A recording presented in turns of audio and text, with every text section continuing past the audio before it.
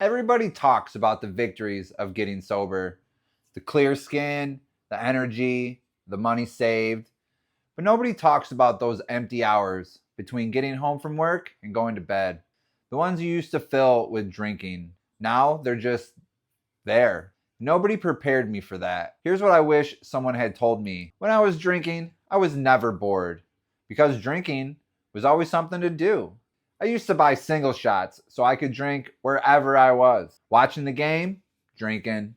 Barbecue, drinking. Fishing, single shots. Hanging out with friends, pockets full of single shots. If I could drink and do it, I was drinking. But that all changed when I got sober, and suddenly, I had nothing to do. I didn't have plans on Tuesday night because all my plans prior involved drinking. I didn't know what to do with myself because everything I used to do had alcohol in it. And that's when the real question hit me.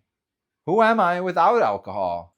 I was about to find out because sobriety isn't just about quitting drinking. It's surviving what comes after.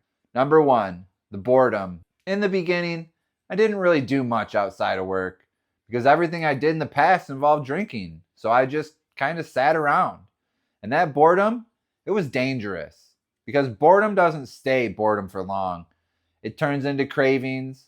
It turns into maybe one won't hurt. It turns into your brain making deals with you. You're not an alcoholic. You're just bored. One drink won't ruin 30 days. Everyone else is having fun, and you're just sitting here doing nothing. There were nights I almost caved, but thank God I didn't, because I was becoming someone who didn't drink anymore. So instead, I went for walks. That was the first thing I replaced drinking with. Just putting one foot in front of the other until the cravings passed. Then I started reading, studying, working out. After 90 days, things got a little easier. But even to this day, the thoughts, they still creep in.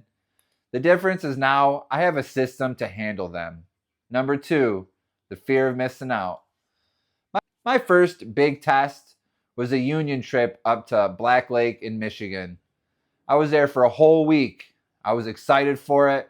But I was thinking, if I can get through this week, I can do anything. People were worried about me, but I wasn't going to hide from my life just because I got sober. My plans, they were simple.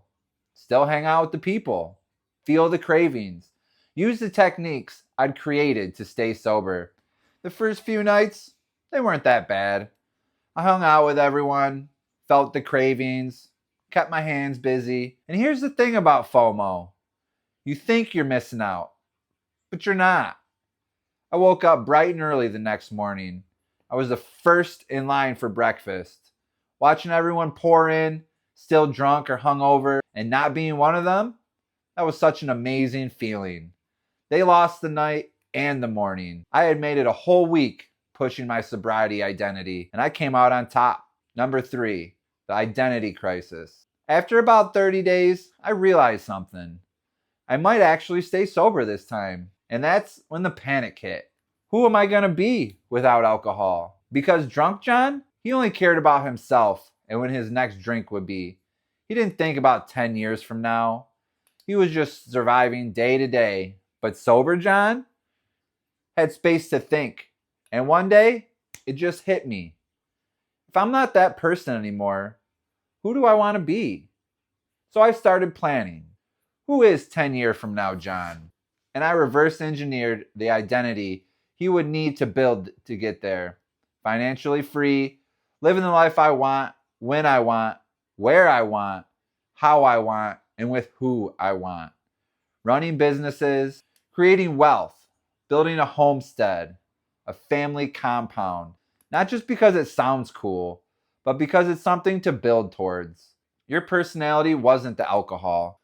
The more I learned, the more I realized you're never too late to become the person you were meant to be. That's the identity shift.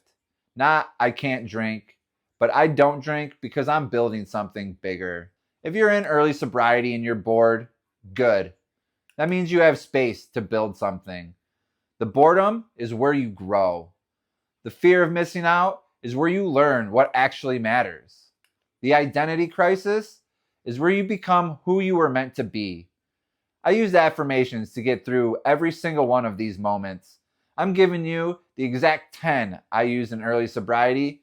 Links in the description. Next time, I'm showing you the difference between assets and liabilities and why understanding. Next time, I'm showing you the difference between assets and liabilities and why understanding that changes everything about how you see sobriety. Your life doesn't end when your drinking does.